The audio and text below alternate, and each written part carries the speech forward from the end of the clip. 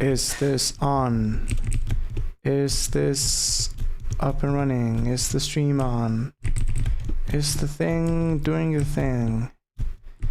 Is this working just fine? I think it might. There we go, it's working. There we go. Thank you very much for watching a previous video. I want to go in more detail about how to get working with custom commands.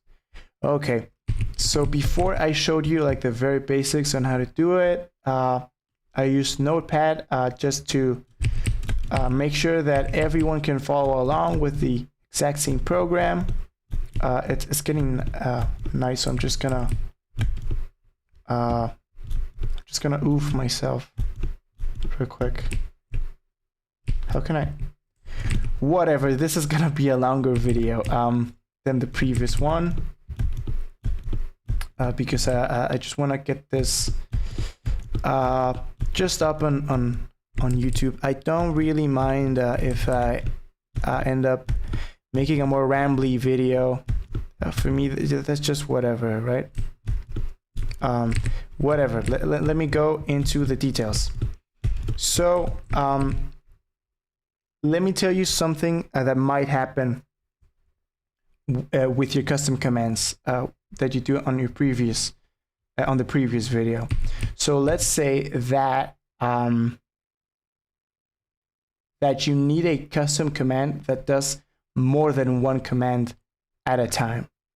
Well, for example, let's say that you need a custom command that first teleports you to spawn and then gives you a sword and then gives you a helmet or whatever, right? So you want a command that executes multiple commands in order, like a chain of commands. Well, then the previous method won't work. You need a new method. And if you're new to data packs, this might be kind of advanced, but whatever, you can follow along. So the first thing that I want to do, remember our previous folder, our data pack folder. If you don't know what this is, just watch the previous video. So I'm just gonna make things easier for me. I'm just gonna open this in another program. So instead of using Notepad, I'm just gonna use this program, VS Code, just because I feel like it. This is just a different way to show the folders, by the way. So instead of seeing data, instructions, and so on like this, it's shown over here, data, instructions, and so on. So you want to go inside the data folder, then inside the custom commands folder instead of functions, and then we have init and tick. And you can see that now I have fancy colors. Oh yeah, look at me. Whatever. Okay, so let's make a new command. Let's go into init and let's name it. Let's make a new command called ooh, I'm running out of names. Let's make a command called thingy. I'm not feeling too creative today. So I want this command to then do a bunch of stuff. Okay, so let me set this up. I want to name it inside of init. Then I want to go into tick.mc function and do the same thing as we did before. Is thingy the name? I already forget the name of my command. Thingy, that's the name. So I want to replace my command name over here, and over here. Remember that I want to keep the =1. Okay, but this time I don't want thingy to give me golden apple. I want thingy to do a bunch of stuff, more than one command. So I'm just gonna get rid of this thing over here. It's gonna give me an error. So now what I need to do is I need to create a new function. what the hell is that? Here's an example.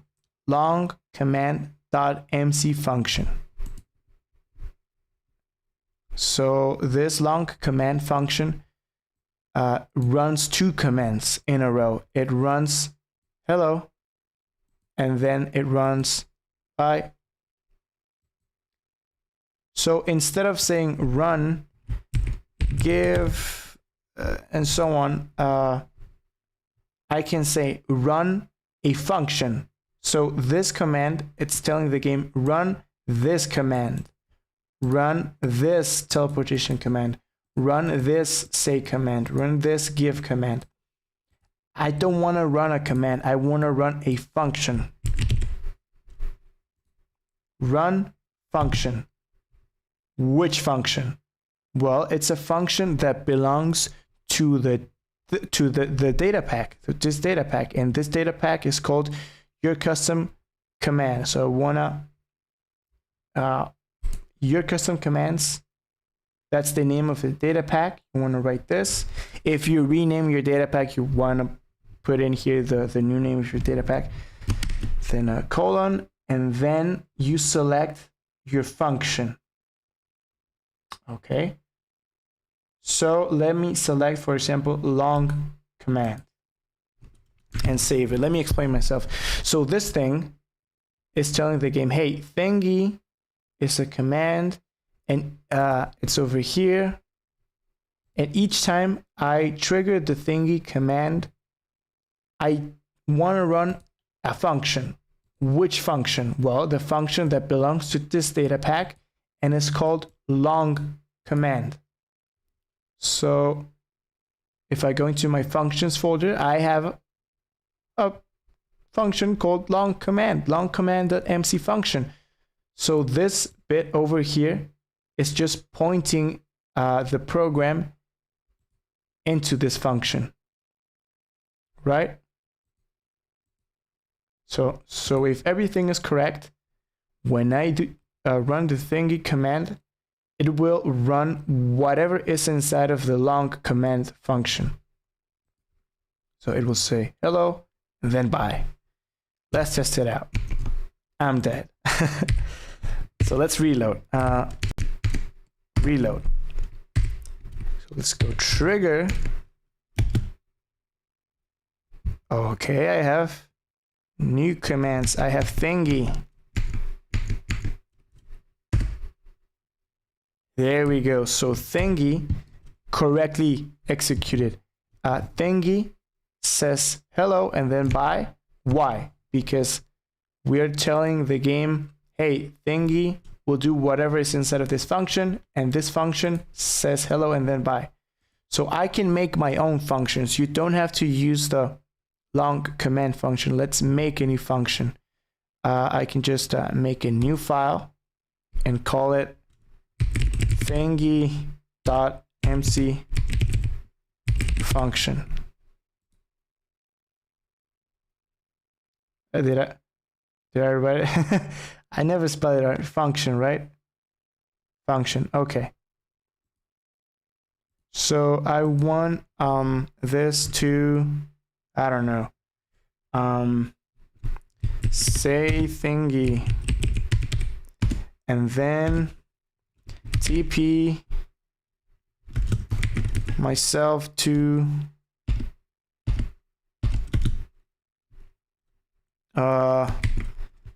TP myself to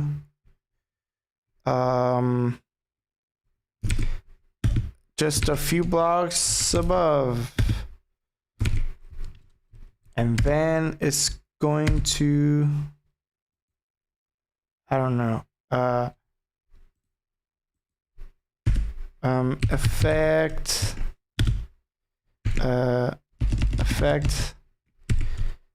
give to me the effect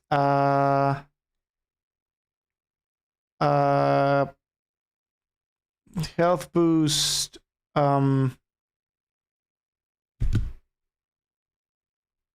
don't know, 10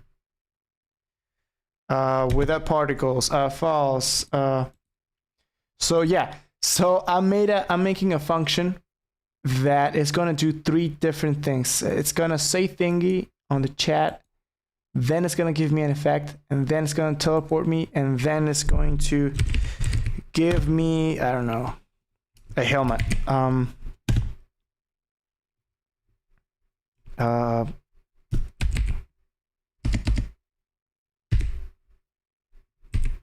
Oh, I forgot. How do you spawn a helmet? Slash give me a helmet? Diamond helmet. That's what I wanted to do all along.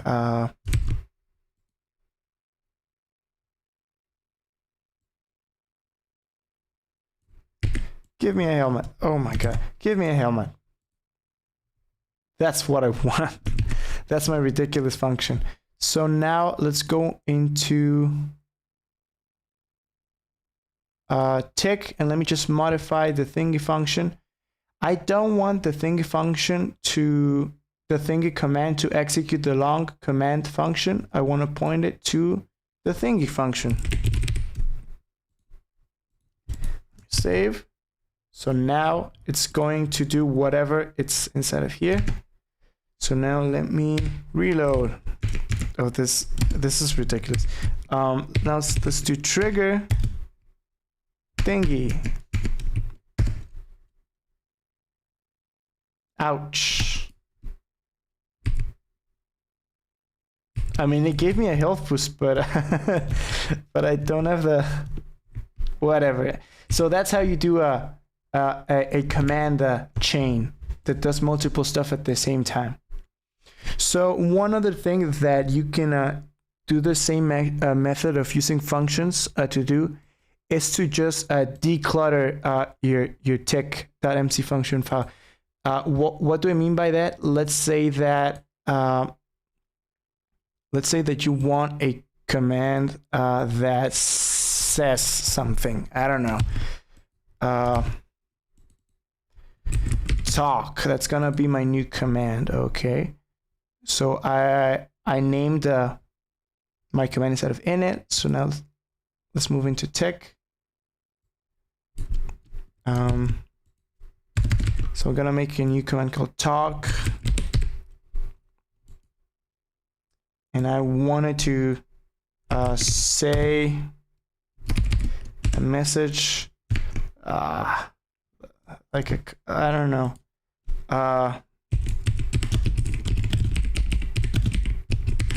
like a really long text or whatever. My spelling really sucks. It's ingenious. Oh my god. You're fucking dead, kiddo. Right. So let's say that you want to say the whole copy pasta thing because you're just so quirky and funny. Like that. I mean, of course, I'm really selling this stuff.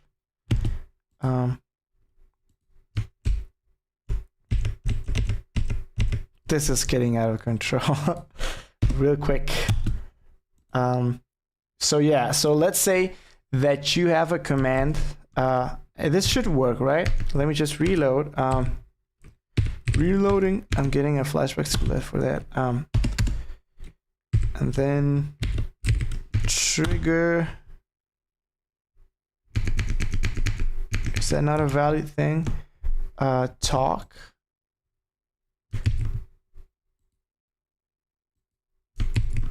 Yeah.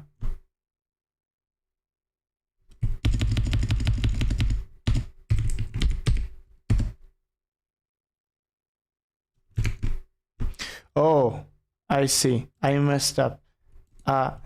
This is my mistake. I didn't replace the other, this thing over here. Okay, that was my mistake. Then let me reload again and then trigger. So yeah, let's say that I want a command that does the whole copy pasta thing. Okay. So this looks pretty ugly, right? So this doesn't even fit inside the it doesn't fit the screen, right?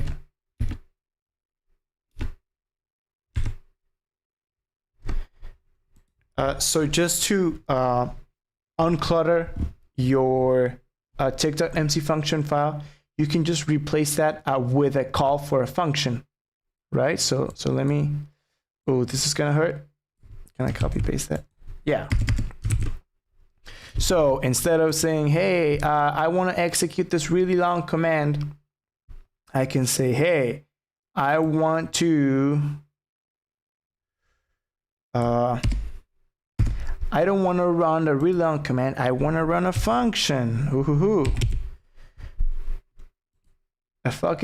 And the function is gonna be called just like the thing over here. And I want to create it. Let me create a new file, and I'm gonna call it talk.mc function. And inside of talk MC function, because it's a function, that means that I'm not gonna really look at it that much. So I can just hide the whole message inside of a function. And this way I have a file with much less clutter. So that looks way cleaner than over here. So yeah, you can basically do that with all of your commands, right? You can replace the give commands with a call for a function and have the give command inside of that function, right? So let me just really drive the point home. I'm just gonna reload, clear the chat, and do the trigger again. Trigger talk, and it does the same thing. However, it looks prettier. if you're editing the data pack, it's easier to know what's going on, because if you have a really long string over here, like you're just psychologically you will think that, oh, that's really complex, I don't want to mess with that. So this just makes things easier for you. One other thing that I want to touch real quick is how to remove triggers, right? So let's say, oh my god, the spam. Let's say that you have the trigger thing and you have all of these things. You have carrots, please, custom command example, go to my base, talk, thingy, right? Let's say that you really go overboard and you make like a bunch of functions, and you want to get rid of some of them. You want to get rid of at least the command example, right? How do you get rid of it? How do you get rid of it on the list? So how do you get the custom example not to show up on the trigger list thing? First of all, let me declutter the screen. This is how you do it. You go in game, and then you go, first of all, if you wanna remove a function, let's say I wanna remove the custom command example, I need to do multiple things. First of all, I wanna remove it from init. Gone. Save the file, then I go into tech, remove it from tech. There we go. And that's not gonna be enough. If I reload and I go trigger, it's still there, right? I can even type it, and it does nothing. It doesn't say test command. It just does nothing. It's just cluttering the trigger menu. Oh, it's not even there. So what you can do to get rid of triggers, you can go scoreboard objectives. Oh my god, and then remove. And then you type the name of the command you want to remove. Let me just copy this. I'm just gonna put this on the description. Give me here just one second. So in the description, the first link, it's the link to how to download the data pack, the same as the previous video.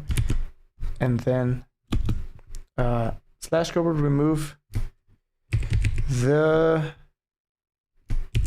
name of, well, remove name of trigger. Yeah. So instead of you want to replace that with the thing you want to remove, and then enter, and that should remove it. So now if you go into trigger, it's no longer there. So let me remove go to my base. Go to my base. I just don't care for it. So let's slash scoreboard objectives remove go to my base. So now going to trigger, it's no longer there. However, go to my base is still on my init file. Init.mc function runs every time you turn on your Minecraft world. So every time you turn on, you load up the world, it will add the go to my base trigger back again. So this is why if you want to fully get rid of a thing, you want to remove it from init, remove it from tech, and then in game removing the scoreboard objective remove the name of the thing. So that's what you want to do. And that's basically everything. Yeah. I don't know what to say anymore. Let me just get destroyed by a zombie. My helmet did nothing.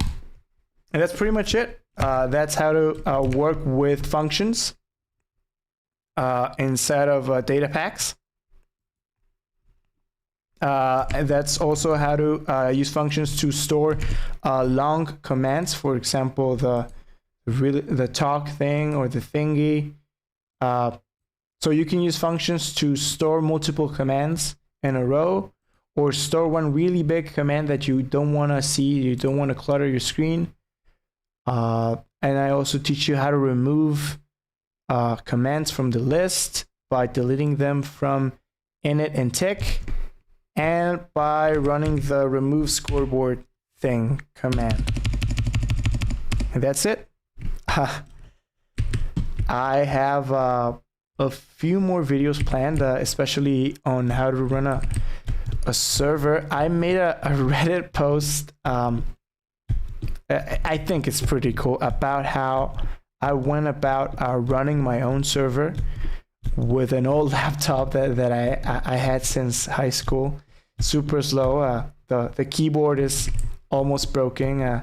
The screen doesn't open super easy. The screen might break any second now. Super slow computer, like 2 cores. It's more than 10 years old, I think. But it still runs the server just fine. So I have a few like tips on how to run a server on a very low-end computer.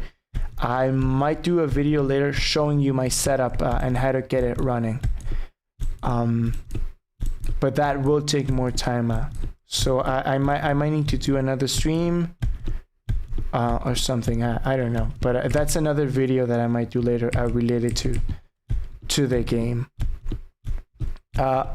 Another thing that I just want to say real quick about this whole thing about MC functions and stuff and triggers inside of the game is that if you use the data packs from Vanilla Twigs, Let me pull that up real quick. Embarrassing copy pasta. So if you don't know Vanillitrix, those are the data packs being run on the Hermitcraft server. Going to data packs. So here you have a bunch of data packs, right? So this is a thing that I do on my server. It's just somewhat related to the custom command thing. So let's say that you are using one of this data packs, right? For example,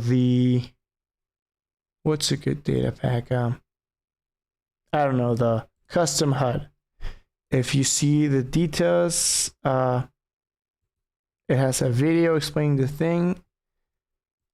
So the data packs over here. Welcome back to another video here on the second channel. We have another data pack on the vanilla. Stop. Please stop. I'm just gonna skim through the video. So it shows you how to install it, and then to run it, you have to do a thing. Give me here just one sec.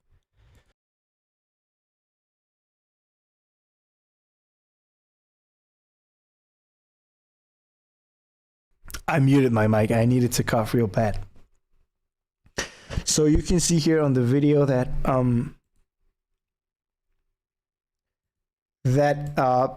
some data packs need there you go, trigger and then a command.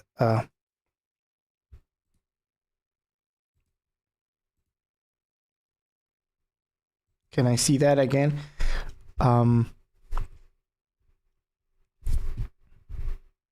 This video is long enough, so I don't care. You can barely see that. Can you see that? I'm just gonna say it out loud. So over here is using a /trigger ch_toggle. So what you can do is, let's say that you use someone else's data pack and you have a trigger that with a name that you can't remember, like ch_toggle. If you have a long time running server, you're not gonna remember. If your friend like, hey, what's the command to trigger the thing from Hermitcraft? Oh yeah, just do ch_toggle. They're not gonna remember. So what you can do is you can download their data pack and rename the trigger. Right? It's really easy. You just download it, just as usual. You die by a zombie. You open your data pack folder. You go into the data pack from which you want to change the command, the trigger command. You open it up. You look for the functions file.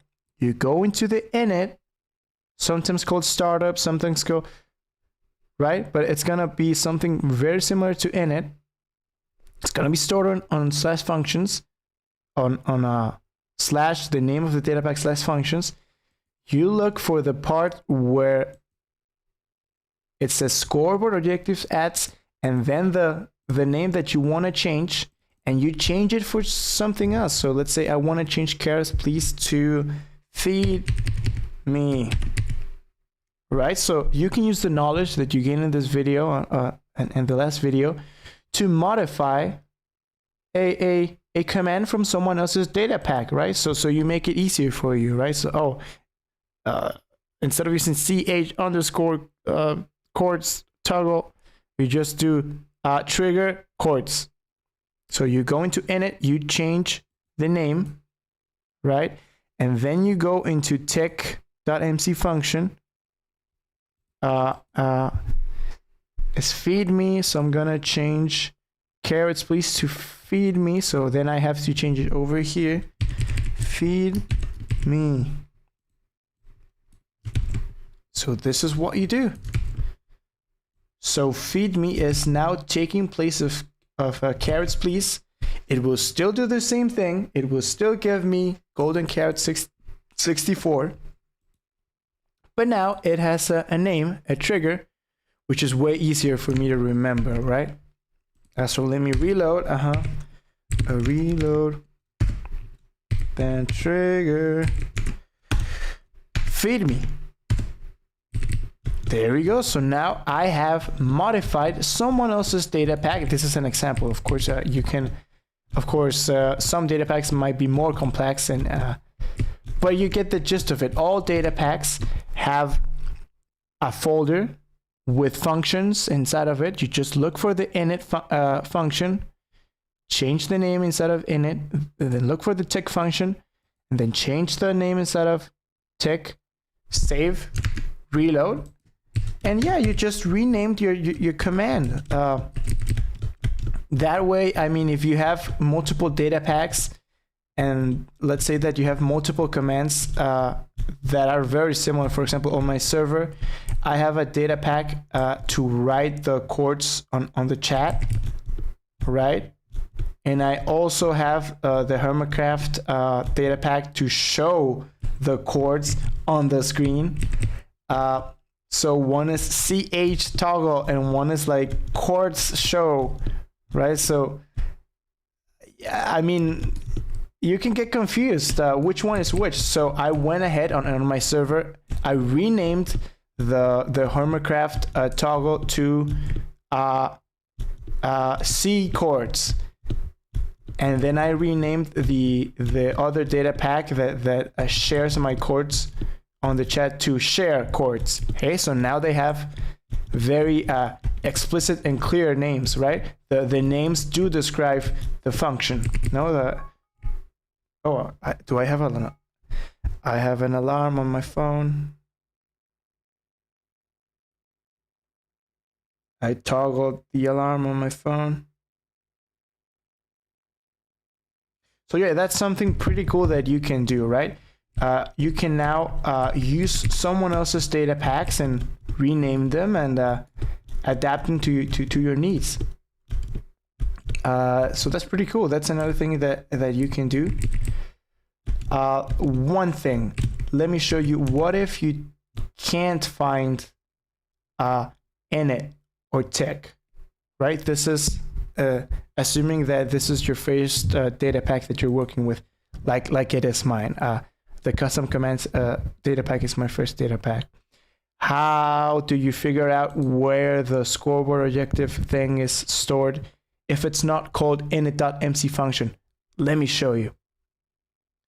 So you go into the data pack and then into Minecraft, the folder called Minecraft, and in there you will have two different files. Okay, and the files might be called differently, but generally they're called load and tick, right?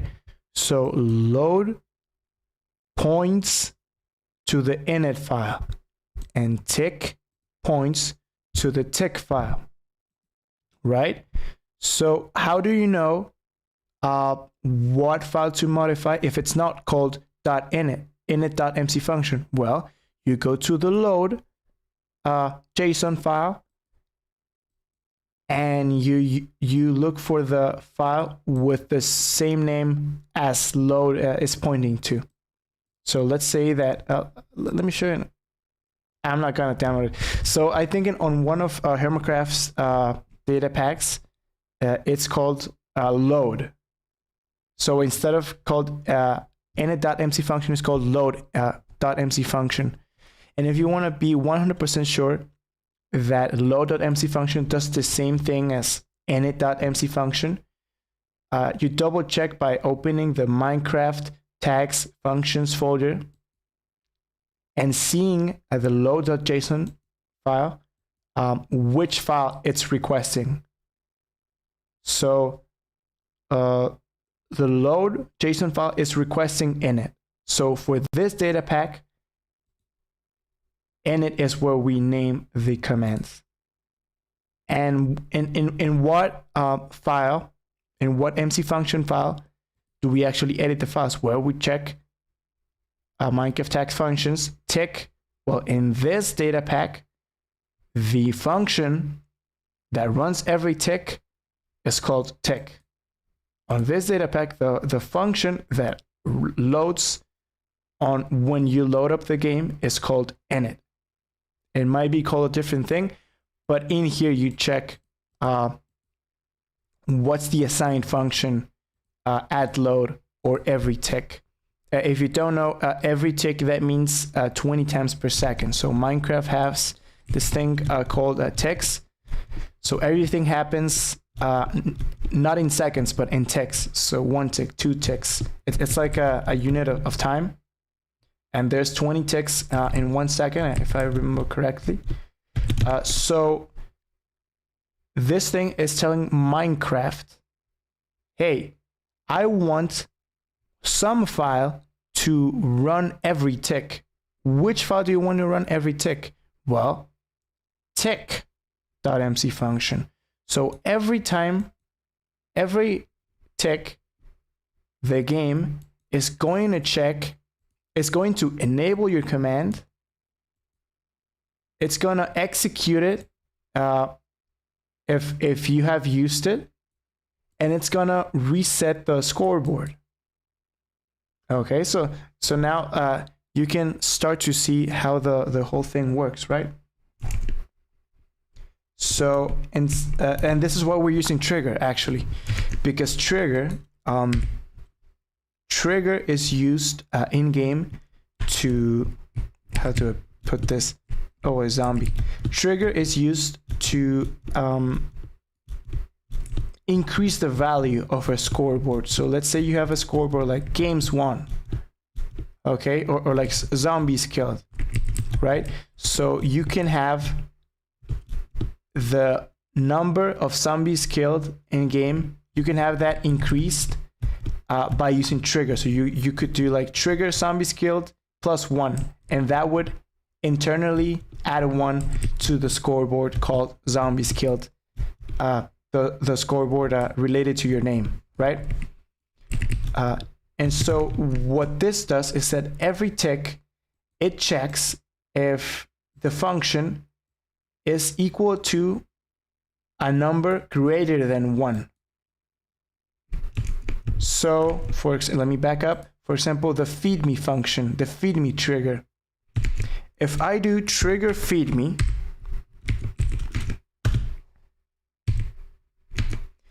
that will increase my scoreboard internally. I can't see it, it's running in the background, +1. So right now there's a scoreboard called feed me. Why? Because it's an init. We made a scoreboard called feed me. It's a trigger kind of scoreboard. So there's a scoreboard there in the background. There's like a spreadsheet. It says like feed me. Right now, there's just only 1 person in the game. So me, Alex. So Alex, feed me has a value of 0 because I have never triggered it before. And so I trigger feed me, and that makes, oh, Alex feed me equals to 1. So by using trigger, I increased my scoreboard from 0 to 1. Okay, and when we increase it to 1, every tick, okay, every tick I am enabled to use the trigger, because you can only use the trigger as many times as you are enabled. So if you don't include this line, you can only run the feed me trigger once. So you need to every tick, every second, enable the trigger again, re-enable, re-enable, re-enable. So first of all, you enable the thing, and then if you want to execute it, if the score of the scoreboard is greater than 1, if it's greater than 1, then you give him 64 golden carrots. So walking backwards, right now my scoreboard is 0. I trigger feed me, so now it's equal to 1. And this checks if the score is greater than 1. If that is true, it gives me golden carrots. And then after giving me golden carrots, it resets the score. See, scoreboard player set to 0. So see, it enables the for me to use the trigger. It checks if I have used the trigger. If I have used the trigger, it gives me the items, and then it resets the trigger, because this whole thing depends on me triggering a scoreboard to be greater than 1.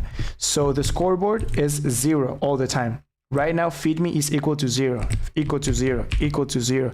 I trigger equal to 1, and then it goes back to 0. So that's how scoreboard triggers work. And that's why everything starts with trigger, because you're not making like a command, like you're not making a custom command like slash game mode. No, you're using a scoreboard to internally track every player on the game, track if every player have used a specific trigger. And that's why you need different triggers for different things. And that's why you run everything every tick. And that's why you have to enable the scoreboard and then reset it back to 0, because everything is dependent on the scoreboard value to always be 0, except when it's being triggered. Oh my god, this is getting too long. I don't care. This is the video. Goodbye.